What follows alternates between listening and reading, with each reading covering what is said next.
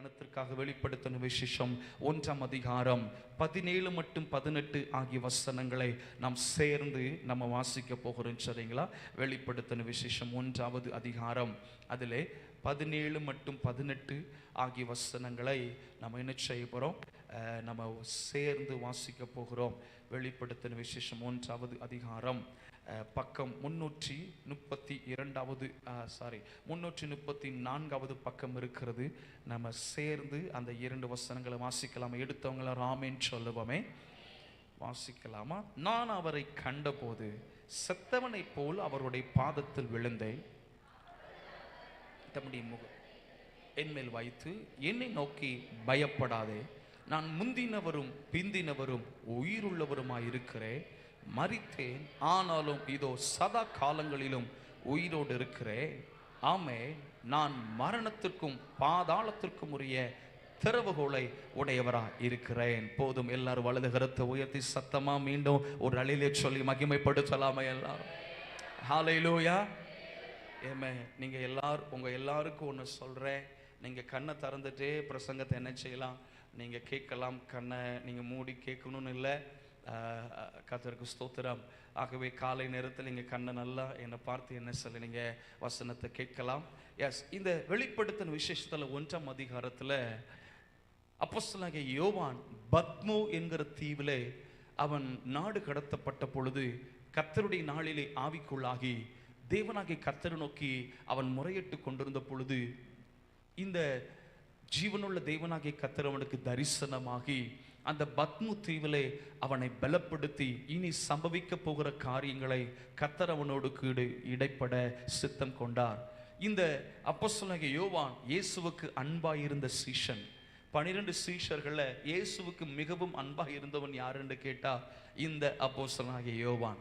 இந்த யோவான் மிகவும் ஆண்டவரை நேசித்தபடினால ஆண்டவர் வருங்காலங்களில் சபைகளில் நடக்க போகிற சம்பவங்களையும் கடைசி காலங்களில் இனி நடக்க போகிற சம்பவங்களையும் கர்த்தர் தெளிவாக அவருக்கு சொல்லி ஒரு புஸ்தகத்தில் எழுது என்று கர்த்தர் சொன்னார். ஆகவே இவர் தரிசனங்களை பார்க்கிறார். இந்த ரோம அரசர்கள் ஆண்ட காலங்களில் டொமினிஷன் என்று சொல்லுகிற ஒரு சக்கரவர்த்தி அவன் இருந்தான். அவன்தான் இந்த ஜான் தி அப்போஸ்தல், இந்த அப்போஸ்தலனாகிய யோவானை என்ன செய்கிறான்னா ஒரு தீவுக்கு, பத்மு என்கிற தீவுக்கு நாடு கடத்துகிறான்.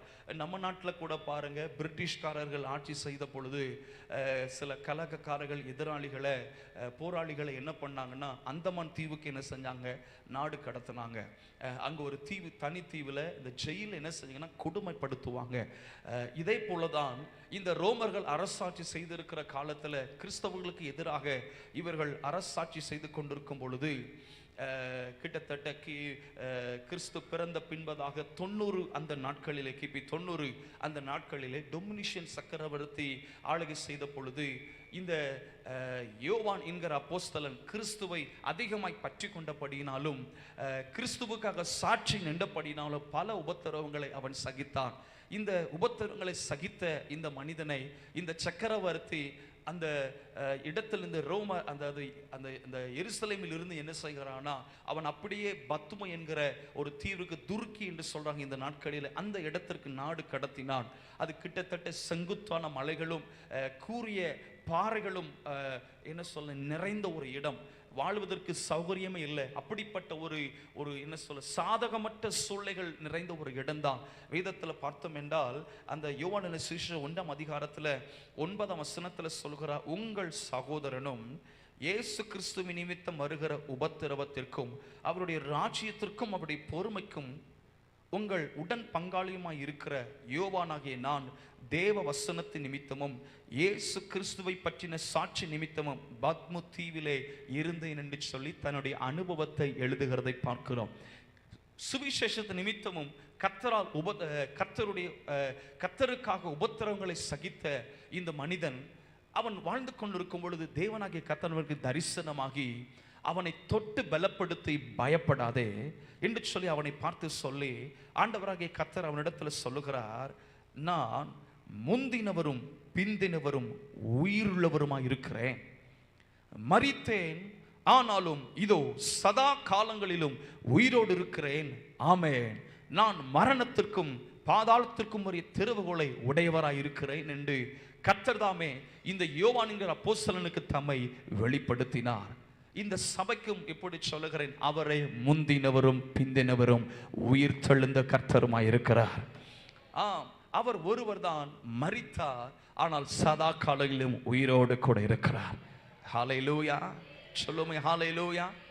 எஸ், வேதத்திலே நாம் ஏராளமான வார்த்தைகளை, நாம் உயிர் தெழுந்த கர்த்தராகிய இயேசு கிறிஸ்துவை குறித்த வேத வசனங்களை நாம் பார்க்க முடியும். இவைகள் நாம் எதற்காக நமக்கு எழுதப்பட்டிருக்கிறது? நாம் இன்னும் கிறிஸ்துவில் விசுவாசம் வைப்பதற்காக, இன்னும் தொடர்ந்து செயல்படுவதற்காக இப்படிப்பட்ட வேத வசனங்கள் நமக்கு எழுதப்பட்டிருக்கிறது. இன்றைக்கு கொஞ்ச நேரம் இந்த உயிர் தெழுந்த இயேசு கிறிஸ்துவை குறித்து நம்ம தியானிக்க போகிறோம். எடுத்துக்கொள்ளுங்கள் என்னோடு கூட 1 கொரிந்தியர் 15வது அதிகாரம் 3 மற்றும் 4 ஆகிய வசனங்களை நம்ம சேர்ந்து வாசிக்கலாமா? 1 கொரிந்தியர் 15வது அதிகாரம் அதில் 3 மற்றும் 4 ஆகிய வசனங்களை நம்ம சேர்ந்து என்ன செய்ய போறோம்? வாசிக்க போகிறோம்.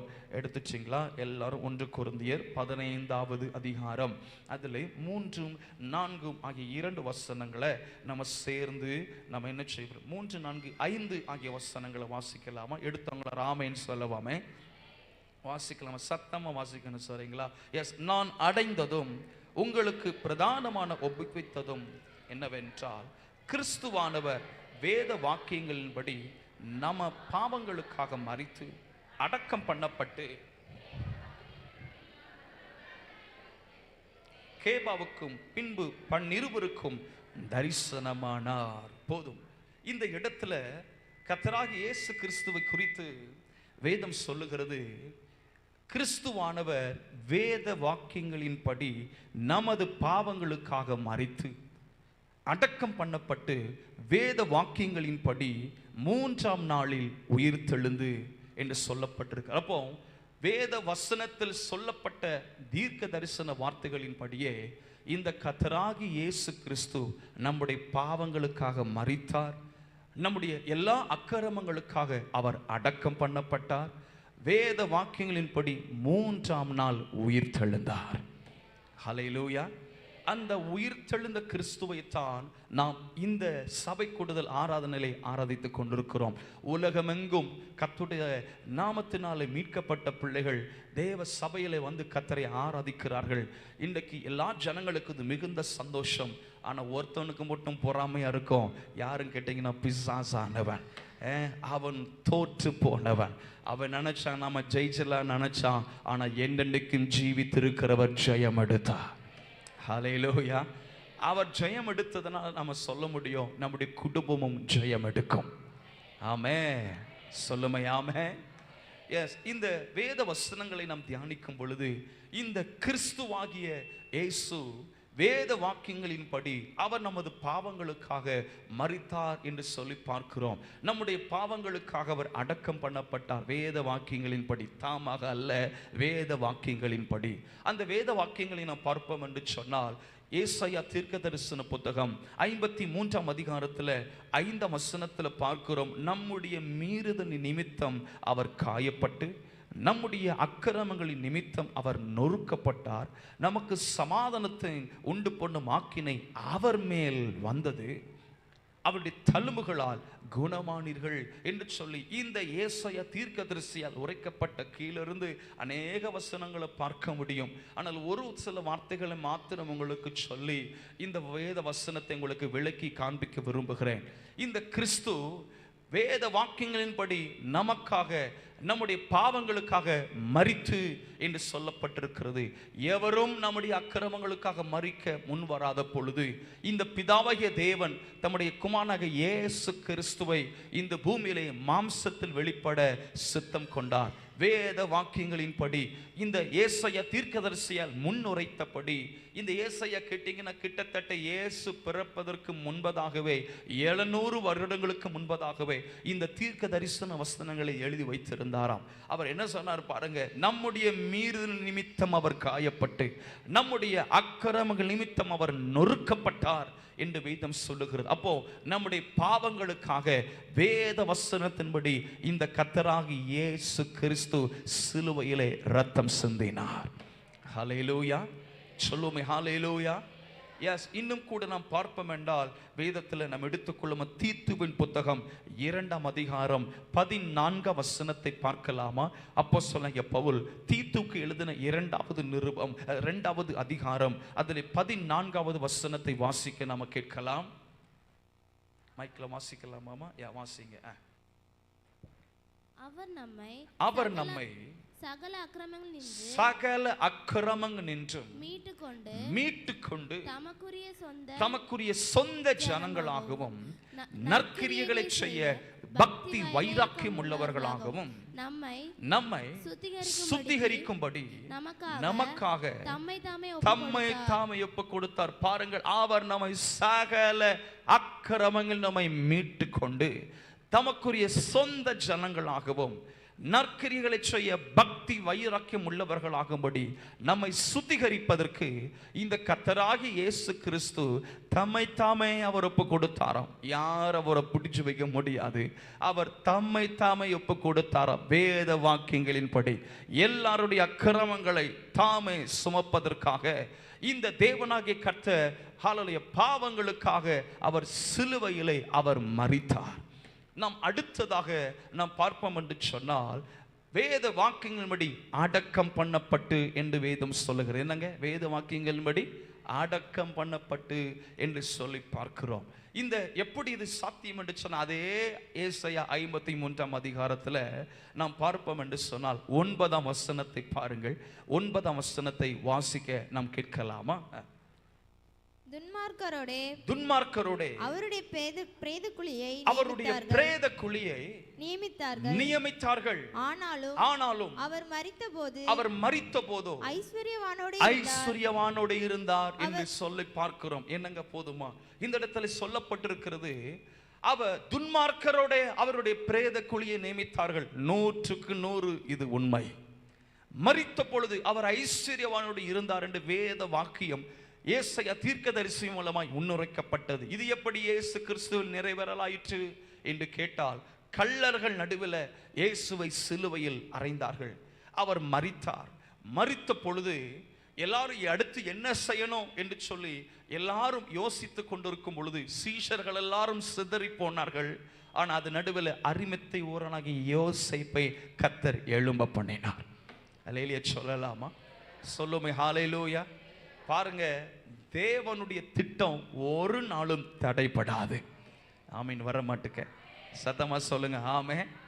இப்படி சொல்லுகிற உங்க குடும்பங்கள்ல கர்த்தர் தம்முடைய திட்டத்தை செயல்படுத்துறாருன்னா, எத்தனை மனுஷங்க தூரமானாலும் எவ்வளவுதான் மனுஷன் தடை பண்ணினாலும் அவர் செய்ய நினைத்தது தடைபடாது. ஹல்லேலூயா சொல்லுமே ஹல்லேலூயா. எத்தனை விசுவாசிக்கிறீங்க? அவர் எல்லாவற்றையும் செய்ய வல்லவர். நம்முடைய வார்த்தையின்படியே நடத்த வல்லவராய் இருக்கிறார். பாருங்க, இயேசு கிறிஸ்து அந்த கல்வாரி சிலுவையில் அடிக்கப்பட்ட பொழுது அவர் மரித்தார். பிதாவை உம்முடைய கைகளின் ஆவி ஒப்புவிக்கிறேன் என்று சொல்லி தம்முடைய ஜீவனை விட்டார். எல்லாரும் போறாங்க. ஒரே ஒரு சேவகன் அவரை பார்த்துட்டு குத்திட்டு அந்த ஈட்டி எடுத்து விழாவில் குத்திட்டு சொல்லுகிறான், மெய்யாகவே இவர் நீதிபரர் என்று சொல்லி சாட்சி சொல்லுகிறார். அப்படி இருக்கும் பொழுது வானம் என்ன செய்கிறது? வித்தியாசமாகிறது. ஜனங்கள் எல்லாரும் அங்கங்க ஓடுகிறாங்க. ஆனா ஒரு நபர் மாத்திரம் இயேசு மரித்து விட்டார் என்பதை அறிந்து இந்த யோசேப்பு நேரடியாக பிலாத்துவின் இடத்துல போய் இயேசுவின் சரீரம் எனக்கு வேண்டும் என்று கேட்கிறான். இந்த யோசேப்பு யார் என்று கேட்டால் வேதம் சொல்லுகிறது, எடுத்துக்கொள்ளலாமா? மத்தேயு சுவிசேஷம் 27ஆம் அதிகாரத்தை எடுத்துக்கொள்ளுங்கள். 57ஆம் வசனத்தை பார்க்கலாமா? மத்தேயு சுவிசேஷம் 27வது அதிகாரம் அதிலே 57வது வசனத்தை வாசிக்க நாம கேட்கலாமா? சாயங்காலம் ஆனபோது இயேசுவுக்கு சீஷரும் ஐஸ்வர்யவானுமாய் இருந்த யோசேப்பு என்னும் பேர் கொண்ட அரிமத்திய ஊரானாகிய ஒரு மனுஷன் வந்து பிலாத்துவினிடத்தில் போய் இயேசுவின் சரீரத்தை கேட்டான். அப்பொழுது சரீரத்தை கொடுக்கும்படி பிலாத்து கட்டளையிட்டான். போதும். பாருங்கள், இந்த இடத்துல ஒரு ஐஸ்வர்யவானாகிய ஒரு மனிதன், இயேசுவின் சீஷன். இவன் ஒரு அந்தரங்க சீஷன் என்று சொல்லலாம். இந்த யோசேப்பு வெளியரங்கம் ரொம்ப பார்க்க முடியாது. ஆனால் இந்த மனிதனை கர்த்தர் மறைத்து வைத்திருந்தார். பாருங்கள், வேத வாக்கியத்தில் சொல்லப்பட்ட வார்த்தை இயேசு கிறிஸ்து நிறைவேறும்படிக்காக இந்த யோசேப்பை கர்த்தர் எழுப்புகிறார். வேதம் சொல்லுகிறது, துன்மார்க்கரோடே அவருடைய பிரேத குழியை நியமித்தார்கள், இந்த கள்ளரோடு கூட இவரும் அடக்கம் பண்ணப்பட வேண்டும் என்று நியமித்த பொழுது, ஆனாலும் மரித்த பொழுது அவர் ஐஸ்வர்யவானோடு கூட இருந்தார் என்ற வேத வசனம் நிறைவேறத்தக்கதாக இந்த யோசேப்பு பிலாத்தினிடத்தில் கட்டளை பெற்று கொண்டு இயேசுவின் சரீரத்தை வாங்கி, அடுத்து நம்ம வாசிக்க கேட்கலாமா? 60வது வசனத்தை பாருங்கள். 60ஆம் வசனத்தை பாருங்கள். அங்கே சொல்லப்பட்டிருக்கிறது, தான் கன்மலையில் வெட்டி இருந்த தன்னுடைய புதிய கல்லறையிலே அதை வைத்து கல்லறையின் வாசலில் ஒரு பெரிய கல்லை புரட்டி வைத்து போனான் என்று சொல்லப்பட்டிருக்கிறது. பாருங்க, இவன் சாதாரணமானவன் அல்ல, ஒரு ஐஸ்வர்யவானுங்கும் பொழுது இவன் அந்த பணக்காரர்களுக்கு செய்ய வேண்டிய எல்லா அந்த மதிப்புகளையும் அந்த காரியங்களையும் எல்லா அந்த மரித்த பின்பதாக இயேசுவுக்கு செய்ய வேண்டிய எல்லா மரியாதையும் இந்த மனிதனும் நிக்கத்தோம் என்கிற மனிதனும் சேர்ந்து செய்கிறாங்க. இதை யோவானின் சுவிசேஷத்தில் வாசிக்க முடியும். நான் சுருக்கமாக உங்களுக்கு நான் சொல்லிவிட்டு நான் உங்களுக்கு ஜெபிக்க விரும்புகிறேன். இயேசுவை ஒரு நல்ல ஒரு துணியினால அவ சரீரம் முழுவதும் சுட்டுகிறாங்க. வெள்ளை போலவும் கரிய போலவும் விலையுயர்ந்த அந்த ரத்தினங்களினால இயேசுவின் சரீரத்தை என்ன செய்கிறாங்கன்னா அழகா அதை பதப்படுத்தி என்ன செய்கிறாங்கன்னா அடக்கம் பண்ணுங்க. என்ன பண்றாங்கன்னா தன்னுடைய ஒரு புதிய கல்லறைய என்ன செய்கிறான்னா இயேசுக்குன்னு கொடுக்கிறான். அந்த அளவுக்கு வேதம் சொல்லுகிறது, மரித்த பொழுது அவர் ஐஸ்வர்யவனோடு கூட அதாவது இருந்தார் என்று வேதம் சொல்லுகிறது. ஹல்லேலூயா, சத்தமா சொல்லுமா ஹல்லேலூயா. வேத வாக்கியங்களின்படி அவர் அடக்கம் பண்ணப்பட்டார். மூன்றாவதாக நம்ம பார்க்கிறோம், இந்த வேத வாக்கியங்களின்படி அவர் உயிர் தெழுந்தார் என்று சொல்லி பார்க்கிறோம். இதுதான் இன்றைக்கு நம்ம தியானிக்க போயினாங்க. வேத வாக்கியங்களின்படி அவர் உயிர் தெழுந்தார் என்று சொல்லி பார்க்கிறோம். இது எப்படி நிறைவேறிற்று என்று சொன்னால், எடுத்துக்கொள்ளுங்க என்னோட லூக்கா எழுதின சுவிசேஷம் 9ஆம் அதிகாரத்தை எடுத்துக்கொள்ளுங்கள். லூக்கா எழுதின சுவிசேஷம் 9ஆம் அதிகாரம், அதில் 22வது வசனத்தை வாசிக்க நாம் கேட்கலாமா? லூக்கா எழுதின சுவிசேஷம் 9ஆம் அதிகாரம் 22ஆம் வசனத்தை வாசிக்க நம்ம கேட்கலாம். மேலும் மனுஷகுமாரன் பல பாடுகள் படவும் மூப்பராலும் பிரதான ஆசாரியராலும் வேதபாரகராலும் ஆகாதவன் என்று தள்ளப்படவும் கொல்லப்படவும் மூன்றாம் நாளில் உயிர் தெழுந்திருக்கவும் வேண்டும் என்று சொன்னார். பாருங்க, இயேசு கிறிஸ்துவே சொல்லுகிறாரு.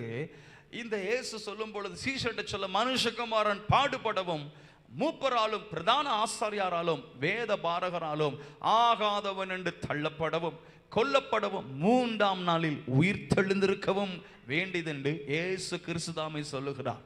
பாருங்கள், உயிர் தெழ வேண்டியது தேவனுடைய திட்டம்.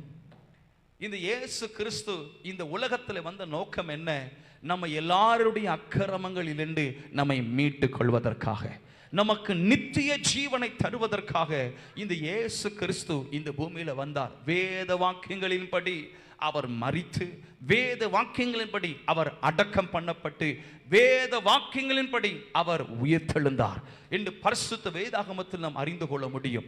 இந்த பரிசுத்த வேதாகமத்தில் பார்க்கும் பொழுது என்ன அடையாளம் என்று சொன்னால், எடுத்துக்கொள்ளுங்கள் மத்தேயு சுவிசேஷம், எல்லாரும் திருப்பிக் கொள்ளும், சேர்ந்து வாசிக்க போகிறோம். மத்தேயு சுவிசேஷம் 12வது அதிகாரம், அதில் 40வது வசனத்தை எல்லாரும் சேர்ந்து வாசிக்கலாமா? மத்தேயு எழுதின சுவிசேஷம் அதில் 12வது அதிகாரம் 40வது வசனத்தை நாம் சேர்ந்து நாம் வாசிக்க போகிறோம். எடுத்து வாங்க எல்லாரும், ஆமென் என்று சொல்லலாமா? எல்லாரும் ஸ்கிரீனில் போடுவாங்க, நிச்சயம் பார்க்கலாம். 19வது பக்கத்தில் இருக்கிறது, நம்ம எல்லாரும் சேர்ந்து வாசிப்போமா? 40ஆம் வசனம், யோனா இரவும் பகலும் 3 நாள் ஒரு பெரிய மீனின் வயிற்றில் இருந்தது போல மனுஷகுமாரனும் இரவும் பகலும் 3 நாள் பூமியின் இருதயத்தில் இருப்பார். கரங்களை உயர்த்தி அல்லேலூயா சொல்லலாமா? எல்லாரும் சத்தமா சொல்லுமே ஹல்லேலூயா.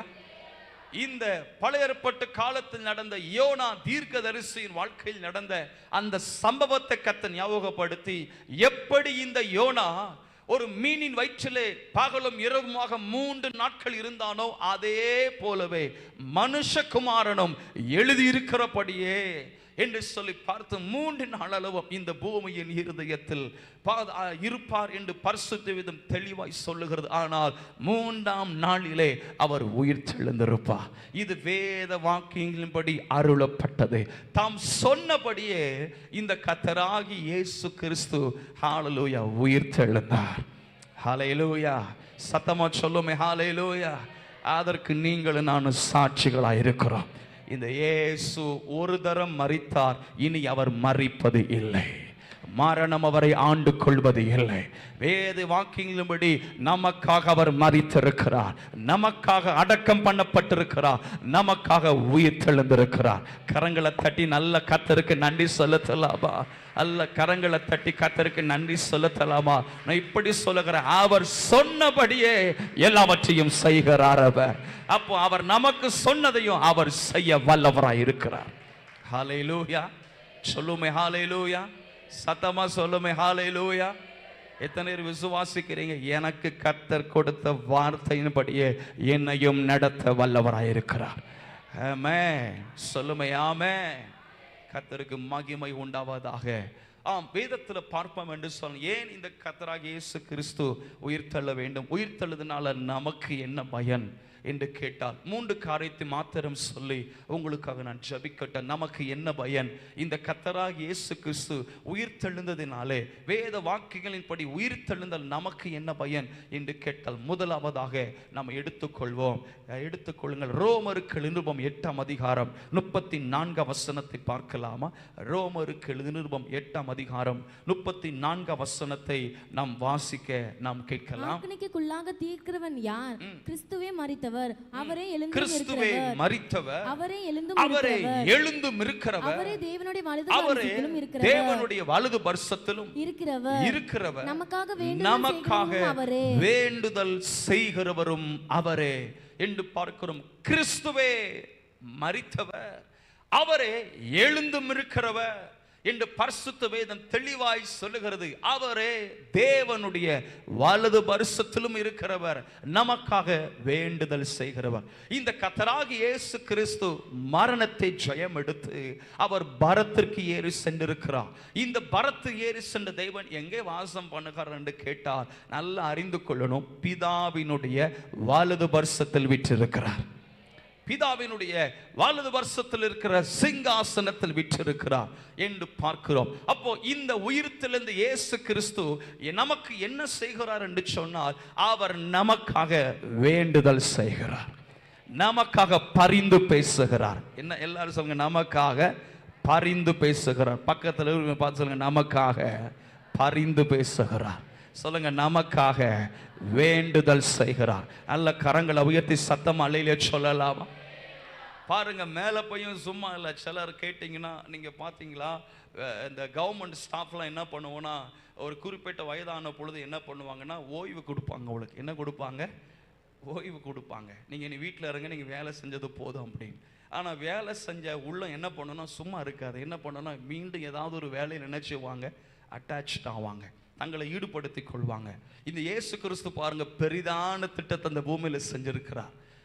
இந்த பிதாவாகிய தேவன் அவர் எல்லாவற்றுக்கும் மேல உயர்த்தி என்ன பண்றான்னா, வானோர் பூதலத்தோர் பூமிக்குள்ள யாவரும் வணங்கும்படிக்காக எல்லா நாமத்துக்கு மேலான நாமத்தை அவருக்கு தந்தருளி பிதாவின் வலதுபரிசத்தில் உட்கார பண்ணா மௌனமா இருக்காம என்ன பண்றானா, பூமியில வாழுகிற நமக்காக அவர் பரிந்து பேசி கொண்டிருக்கிறார், நமக்காக வேண்டுதல் செய்கிற. எவ்வளவு நல்ல கர்த்தரை நம்ம இரட்சகராய் பெற்றிருக்கிறோம். பிரதர் சிஸ்டர், நீங்க தனிமை அல்ல, உங்க பிரச்சனையில் யாரும் உங்களுக்கு இல்லை நினைக்காதீங்க. பரலோகத்தில் பிதாவாகிய தேவனுடைய வலது பரிசத்தில் வீற்றிருக்கிற கர்த்தராகிய இயேசு கிறிஸ்து உங்களுக்காக அவர் பரிந்து பேசி கொண்டிருக்கிறார், அவர் பரிந்து பேசி கொண்டிருக்கிறார். அல்ல கரங்களை வைத்து சத்தமா அல்லேலூயா சொல்லலாமா? சொல்லுமே ஹல்லேலூயா. எஸ், இன்னும் இதற்கு ஆதாரமா பார்ப்போம் என்று சொன்னால், எபிரேயருக்கு எழுதின நிருபம் 7ஆம் அதிகாரம் 25ஆம் வசனத்தை பாருங்க. எபிரேயருக்கு எழுதின நிருபம் 7ஆம் அதிகாரம் 25ஆம் வசனத்தை பாருங்கள். வேதம் சொல்லுகிறது, மேலும் தமது மூலமாய் நல்ல சத்தமா வசியமா, மேலும் தமது மூலமா தேவனிடத்தில் சேருகிறவர்களுக்காக வேண்டுதல் செய்யும்படிக்கு அவர் எப்பொழுதும் உயிரோடு இருக்கிறவராகையால் போதும். என்னங்க, அவர் எப்பொழுதும் உயிரோடு இருக்கிறவராகையால். அப்ப இந்த உயிர் தெழுந்த இயேசு கிறிஸ்து என்ன செய்கிறார்? தமது மூலமாய் தேவனிடத்தில் சேருவர்களுக்காக அவர் வேண்டுதல் செய்கிறவராய் உயிரோடு இருக்கிறார். ஹல்லேலூயா சொல்லுமே, ஹல்லேலூயா. பக்கத்தில் இருக்கிறவங்க மீண்டும் அவங்கள தட்டி சொல்லுங்க, எதுக்கு ஏசப்பா உயிரோடு இருக்கிறார்னா நமக்காக பரிந்து பேசும்படிக்கு, நமக்காக வேண்டுதல் செய்யும்படிக்கு உயிரோடு கூட இருக்கிறார். அல்ல வலது கரத்தை உயர்த்தி அல்லையிலே சொல்லலாமா? சொல்லுமே, ஹல்லேலூயா. நான் உங்களுக்கு இன்னும் விலைக்கு சொல்லட்டும். நான் சுருக்கமாக சொல்ல நேரம் அல்ல, இதற்கு வசனங்களை மாத்திரம் நான் சொல்லிட்டே போகிறேன். நான் விளக்கி இன்னும் சொல்ல அதிகமாகும். நான் விளக்கதை விட வேத வசனத்தை உங்களுக்கு சொல்லிட்டேன்னா அதுவே உங்களுக்கு போதுமானதாக இருக்கும். எஸ், எடுத்துக்கொள்ளுங்க என்னோடு கூட லூக்கா எழுதின சுவிசேஷம், அதில் 13ஆம் அதிகாரத்தை எடுத்துக்கொள்ளுங்களேன். லூக்கா எழுதின சுவிசேஷம் 13ஆம் அதிகாரம், அதில் 6ஆம் வசனத்திலிருந்து 9ஆம் வசனம் வரைக்கும் நம்ம பார்த்தோம்னா, ஒரு மனுஷனுக்கு ஒரு தோட்டம் இருந்துச்சு. அந்த தோட்டத்தில் ஒரு அத்தி மரம் என்ன செய்து இருக்குது. அந்த அத்தி மரத்தில் கனி அவர் என்ன செய்கிறாரு? பார்க்கிறாரு. கனியை பார்க்க பார்க்க இது கனி கொடுத்த மாதிரி என்ன செய்யலை, தெரியலை. உடனே திராட்சை தோட்டக்காரனை அழைப்பிச்சு சொல்றாரு, இந்த மரத்தை வேரோட மாற்றி போடு, இது கனி கொடுக்கிற மாதிரி தெரியல. உடனே என்ன தெரியுமா பண்ற அந்த தோட்டக்காரரு? அவற்றை போ, ஐயா ஐயா ஐயா, இந்த அத்தி மரத்தை என்ன செஞ்சிட வேண்டாம், அழிச்சிட வேண்டாம். இன்னும் ஒரு வருஷம் என்ன செய்வோம் பார்ப்போம். 3 வருஷம் பார்த்துட்டீங்க, கனி என்ன செய்யல, கொடுக்கல. இன்னும் ஒரு வருஷம் நான் அதை வெட்டி அதை கொத்தி நான் உரம் போட்டு நான் பண்ணி பார்க்குறேன். அப்படி கனி கொடுத்தா சரி, வெட்ட வேண்டாம், இனி கொடுக்கட்டா என்ன செஞ்சிருங்க, வெட்டி போட்டுருங்கன்னு சொல்லிட்டு இந்த திராட்சை தோட்டக்காரர் அந்த எஜமானிடத்துல பரிந்து பேசுவதை பார்க்கிறோம்.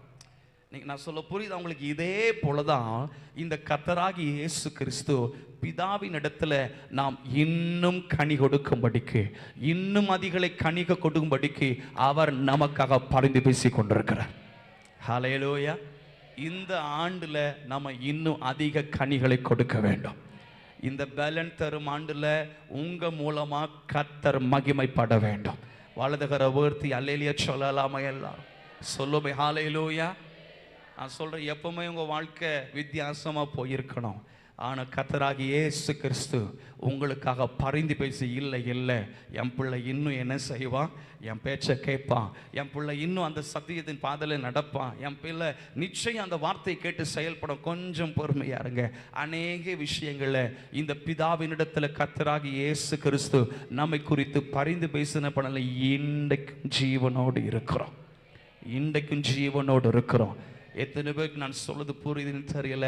உங்களை கர்த்தர் ரொம்ப நேசிக்கிறார், உங்க குடும்பங்களை கர்த்தர் ரொம்ப நேசிக்கிறார். எப்பொழுதும் உயிரிழக்கிற கர்த்தர் நீங்கள் இன்னும் அதிக கனிகளை கொடுக்கும்படிக்கு பிதாவினிடத்தில் கர்த்தர் பரிந்து பேசி கொண்டிருக்கிறார். அல்ல கரங்களை உயர்த்தி அல்லேலே சொல்லலாமா? சொல்லுமே, ஹல்லேலூயா. எத்தனை பேர் நேசருக்கேற்ற நல்ல கனிகளை கொடுப்பீங்க? இந்த ஆண்டில் நேசர்க்கேற்ற நல்ல கனிகளை கொடுக்கத்தக்கதா நீங்க எழும்பி பாருங்க. பிதாவானவர் உங்களில் மகிமைப்படுவார். இந்த இரட்சகராகிய கர்த்தர் உங்களில் மகிமைப்படுவார். ஆமென். சொல்லுமே, ஆமென். எஸ், கர்த்தருக்கு மகிமை உண்டாவதாக. ஆம், அவர் எப்பொழுது நமக்காக வேண்டுதல் செய்கிறவராய் உயிரோடு கூட இருக்கிறாராம். கர்த்தருக்கு ஸ்தோத்திரம் உண்டாவதாக. இந்த நாளில் சொல்லுகிறேன், அநேக அநீதிகளை உங்கள் குடும்பங்களுக்கு ஒருமாய் எழுப்புகிறாங்களா? கூட இருக்கிறவங்களே அநீதி செய்கிறாங்களா? ஒன்று அறிந்து கொள்ளுங்க, உயிர் தெழுந்த கர்த்தர் ஒருவர் உங்கள் பட்சத்தில் உங்களுக்காக பரிந்து பேசி கொண்டிருக்கிறார். ஒன்றும் அவர் சித்தமில்லாமல் நடப்பது இல்லை. நிச்சயம் காரியம் ஜெயமாய் முடியும். ஜெயமாய் கர்த்தரதை முடிய பண்ணுவார். அல்ல கரங்களை உயர்த்தி சத்தமா அல்லேலூயா சொல்லலாமா? எஸ், வேதத்தில் நம்ம இன்னும் அநேக வசனங்களை பார்க்க முடியும். ஒரு பேதுருவை எடுத்துக்கொள்ளுங்க, இயேசுவோடு கூட நடந்த சீஷன். ஆண்டவர் அவனை திடீர்னு பார்த்து சொல்லுகிறார், உனக்காக நான் வேண்டுதல் செய்தேன், உனக்காக நான் வேண்டுதல் உன்னை சத்துரு எத்தனையோ தரம் அநேகம் தரம் உன்னை கோதுமைய சொலகளை போட்டு புடைக்கிற மாதிரி புடைக்கிறதுக்கு உத்தரவு கேட்டுக்கிட்டான்ப்பா. ஆனா நானும் உன் விசுவாசம் ஒளிந்து போகாதபடிக்கு உனக்காக நான் வேண்டிக் கொண்டேன். எவ்வளவு பாருங்க, இந்த கர்த்தராகிய இயேசு கிறிஸ்து நல்லவர் அடிச்சொல்ல.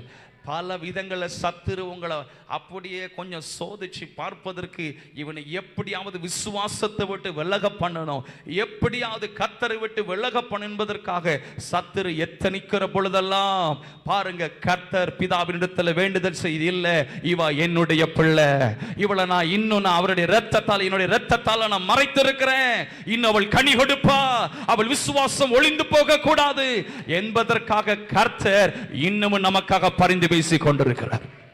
ஹல்லேலூயா, சொல்லுமே ஹல்லேலூயா.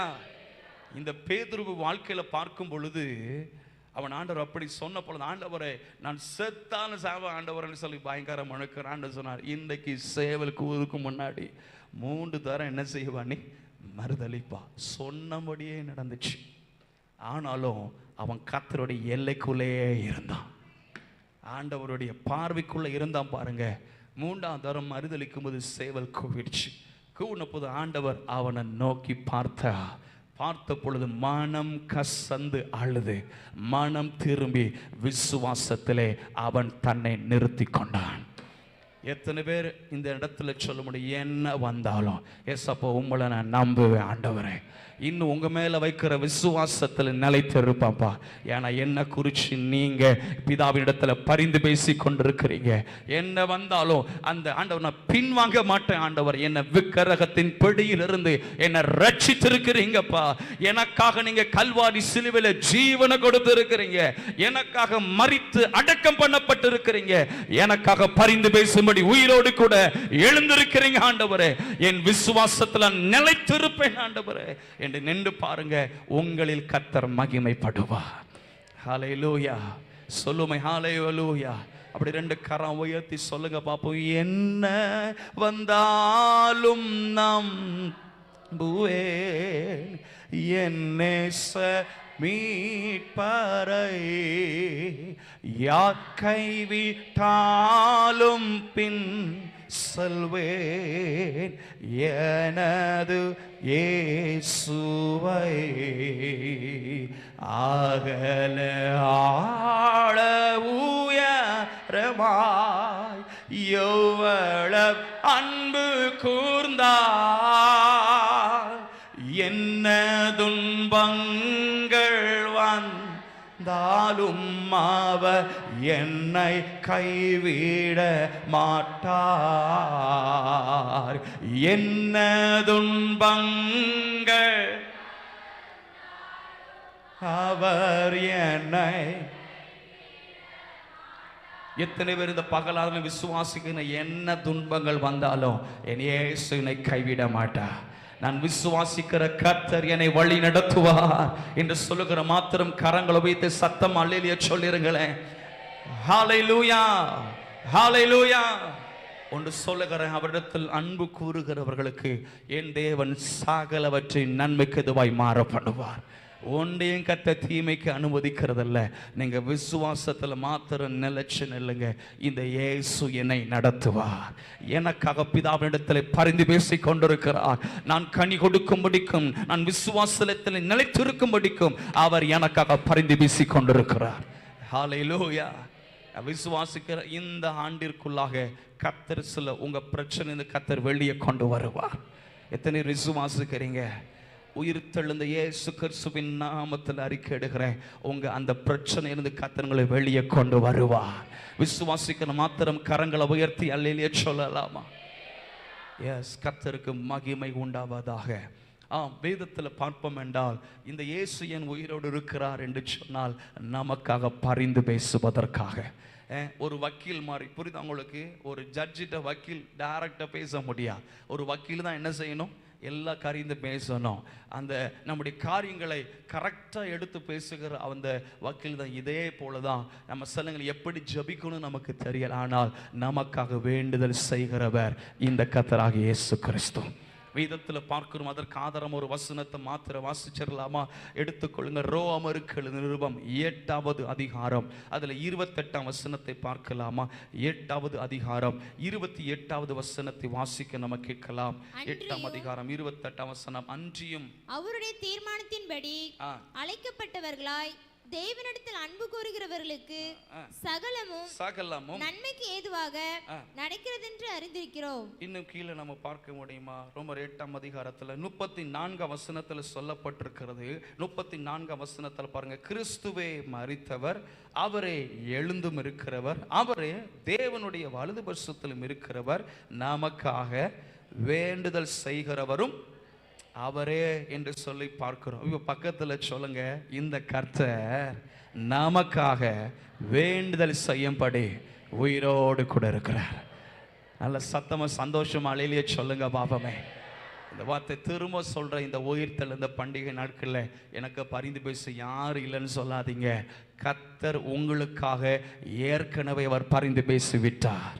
ஹல்லேலூயா. உங்களுக்கு ஜெயத்தை கொடுக்கும்படிக்கு உங்களை வெட்கப்படுத்த நினைச்சாம் பாருங்க, அவர்கள் முன்பாக உங்கள் தலையை நிமிர பண்ணுவதற்காக, நீங்கள் கனி கொடுப்பதற்காக, உங்கள் விசுவாசம் இன்னும் அவரில் நிலைத்திருக்க பண்ணும்படிக்காக கர்த்தர் கிரியைகளை செய்ய ஆரம்பித்து விட்டார்.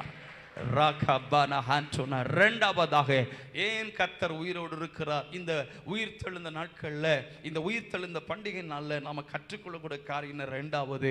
அதே எபிரேயருக்கு நிருபம் 7ஆம் அதிகாரத்தில் 25ஆம் வசனத்தில் பார்ப்போம் என்று சொன்னால், தமது மூலமாய் தேவனிடத்தில் சேருகிறவர்களுக்காக வேண்டுதல் செய்யும்படிக்கு எப்பொழுதும் உயிரோடு இருக்கிறவராக முற்று முடிய ரட்சிக்க வல்லமையுள்ளவராய் இருக்கிறாரா? இரண்டாவது இப்படி சொல்ல வருகிற, முற்று முடிய நம்மை பாதுகாக்க அவர் உயிரோடு கூட இருக்கிறார். இந்த பூமியிலிருந்து இயேசு எடுத்துக்கொள்ளப்பட்ட பிதாவின் வலதுபரிசத்தில் விற்றிருக்கிற தேவன் நமக்காக பரிந்து பேசுகிற மாத்திரமல்ல, இந்த பூமியில வாழுகிற நாளளவும் முற்று முடியும் நம்மை ரட்சித்து பாதுகாக்க கர்த்தர் உயிரோடு கூட இருக்கிறார். இப்படி சொல்ல விரும்புகிறேன், அவர் நம்மை பாதுகாக்க சித்தம் கொண்டபடினால அவர் சித்தம் இல்லாம எந்த பிசாசின் கிரியைகளும் எந்த மனுஷிக வல்லமைகளும் உள்ள வர முடியாது. உள்ள வர கர்த்தர் அனுமதிக்க விட மாட்டார். எப்ப ரட்சிக்கப்பட்டீங்களோ, எப்ப கர்த்தருடைய பிள்ளைகளை தேவ சபையில வந்து ஆராதிக்கிறீங்களோ, அப்பமே நீங்க அவருடைய பாதுகாப்புக்கு உள்ள இருக்கிறீங்க. இந்த உயிர்த்தெழுந்த கர்த்தருடைய பாதுகாப்புக்கு உள்ள இருக்கிறபடினால அவர் சித்தம் இல்லாம ஒன்று உங்களை மேற்கொள்ள முட்டவே மாட்டார். அவர் எத்தனை பேர் விசுவாசிக்கிறீங்க இந்த வார்த்தையை? சத்தமா சொல்லுமே ஹல்லேலூயா. நான் ஒரு முறை நான் ஊழியத்துக்காக டிராவல் பண்ணி இந்த களக்காடு பகுதியை தாண்டி பெருமாள் குளம் என்ற பகுதிக்கு நேராக போயிட்டு இருக்கும் பொழுது நான் சொல்லியிருக்கிறவங்க மத்தியில் திடீரென்பா பெரிய மழை, பெருமழை. நான் பைக்கில் தான் டிராவல் பண்ணி போயிட்டு இருந்தேன். முன்னால் போகிற வண்டி என்னன்னு எனக்கு தெரியலை. அப்போது அந்த பெருமழையில் லைட்டு போடுறேன், என்னன்னு ஒரு இது கூட எனக்கு தெரியலை. அவனும் மெல்ல தான் போகிறேன். எனக்கு அந்த டேனிங்கில் போகணும், பெருமாள் குளம் அந்த டேனிங்கில் உள்ளே போகணும். அந்த போகிற நேரத்தில் கேட்டால் லாரியும் உள்ளே போகுது, நானும் உள்ளே போகிறேன். கரெக்டாக டயரில் மாட்டிக்கிட்டேன். வண்டி உள்ளே என்ன செய்யுது, என் ஹெல்மெட்டை தட்டி நான் கீழே விழுறேன். எனக்கு அந்த வண்டி போகிறத என்ன செய்யலை தெரியலை. அந்த அளவுக்கு மழை பயங்கரமாக போயிடுது. டேனிங்கில் அவரும் போகிறேன், அவரும் உள்ளே இருந்துங்க வர்றார். இது ஒரு எதிர்ச்சியாக நடந்த ஒரு சம்பவம். போகிற இடத்துல என் பைக் உள்ள மாட்டிக்கிட்டு நான் 3 டயரில் என்ன செய்கிறேன், விழுந்து என்ன செய்கிறேன், கிடக்கிறேன். இந்த பின் டயரில் கேட்டிங்கன்னா பைக் மாட்டி இருக்குது, 3 டயரில் உருண்டு போய் என்ன செய்கிறேன், அங்கே போய் கிடக்கிறேன். அந்த சத்தத்தை பார்த்துட்டு அந்த ஆள் வண்டி நிப்பாட்டிட்டு கீழே வந்துட்டு சொல்கிறாரு, என்னை பார்த்து தட்டி எழுப்பிட்டு, யோ எழும்பியா, உன் தெய்வம் கும்பிடுறதே உன்னை காப்பாற்றி இருக்கியா அப்படின்னு. என்னங்க, யோ எழும்பியா, கும்பிடுற தெய்வம் ஒன்று என்ன செஞ்சிருக்கு, காப்பாத்து, நீ கும்பிடுற சாமி வல்லமை உள்ளதியா அப்படின்னு சொல்லி சொன்னா எனக்கு கோபம். என்னது, ஒரு இண்டிகேட்டர் கூட என்ன மனுஷன் என்ன செய்யல, போட்டுட்டு வரல அப்படின்னு. ஆனாலும் அவர் சொன்னதுனால நான் பொறுமை என்ன செஞ்சுக்கிட்டேன், காத்துக்கிட்டேன். கர்த்தருக்கு ஸ்தோத்திரம். அப்புறம் கேட்டிங்கன்னா அவருக்கு சரியா பார்த்து வந்திருக்க கூடாது தம்பி, நானும் மெல்ல தான் வந்தேன், இந்த மழை பயங்கரமாக அடிச்சது, ஒன்றுமே நான் பண்ண முடியல தம்பி அப்படின்னு சொன்னார். உண்மையிலே சொல்கிறேன், அன்னைக்கு கர்த்தருடைய பாதுகாவல் தான் என்னை பாதுகாத்துச்சு. அன்னைக்கு டயர்ல அப்படி என் தலையும் அடிச்சிருக்கு, அன்னைக்கே போயிருக்க வேண்டிய ஆளு. ஆனா அவருடைய ரத்தத்துல நான் பாதுகாக்கப்பட்டேன். எப்போ அவனுடைய ரட்சிப்பிற்குள்ள அவருடைய பிரசன்னத்துக்குள்ள வருகிறோமோ கர்த்தர் நம்மை பாதுகாக்கிறார். இப்படி நிறைய சாட்சிகளை நான் சொல்ல முடியும். உங்க வாழ்க்கையிலும் கர்த்தர் பாதுகாப்பை கட்டளையிட்டு கொண்டிருக்கிறார். நான் சொல்லுகிறேன், முற்று முடி அவர் பாதுகாக்க அவர் உயிரோடு கூட இருக்கிறார். ஹல்லேலூயா சொல்லுங்க, முற்று முடிய. சத்தமா சொல்லுங்க, முற்று முடிய அவர் பாதுகாக்க வல்லவராயிருக்கிறார். கரங்களை உயர்த்தி அல்லேலூயா சொல்லலாமா? சத்தமா சொல்லுமா ஹல்லேலூயா. உங்களுக்கு எதிராக பலர் தீங்கு பண்ணட்டும், எதிராய் பல என்ன காரியங்களை செய்யட்டும், ஒன்று உங்களை சேதப்படுத்துவது இல்லை. மூற்று முடிய ரட்சிக்க கர்த்தர் நம்மோடு கூட இருக்கிறார். ஆண்டவர் சொன்னார், உன்னை தப்புவிப்பதற்காகவும் உன்னை ரட்சிப்பதற்காகவும் நான் உன்னோடு கூட இருக்கிறேன் என்று கர்த்தர் திருவுளம் பற்றி இருக்கிறார். தேவனாகிய கர்த்தர் உயிர்த்தெழுந்த இயேசு சொன்னார், இதோ உலகத்தின் முடிவு பரியந்தமும் சகல நாட்களிலும் நான் உங்களுடனே கூட இருக்கிறேன் என்று கர்த்தர் திருவுளம் பற்றி இருக்கிறார். பிரதர் சிஸ்டர், உங்க குடும்பங்களோடு கர்த்தர் கூட இருக்கிறார். அவர் முற்று முடிய ரட்சிக்க வல்லமை உள்ளவர். அவர் உயிரோடு இருக்கிற கர்த்தராகிய இயேசு கிறிஸ்து உங்கள் குடும்பங்களை முற்று முடிய ரட்சிக்க வல்லவராய் இருக்கிறார் அவர். ஹல்லேலூயா, ஹல்லேலூயா.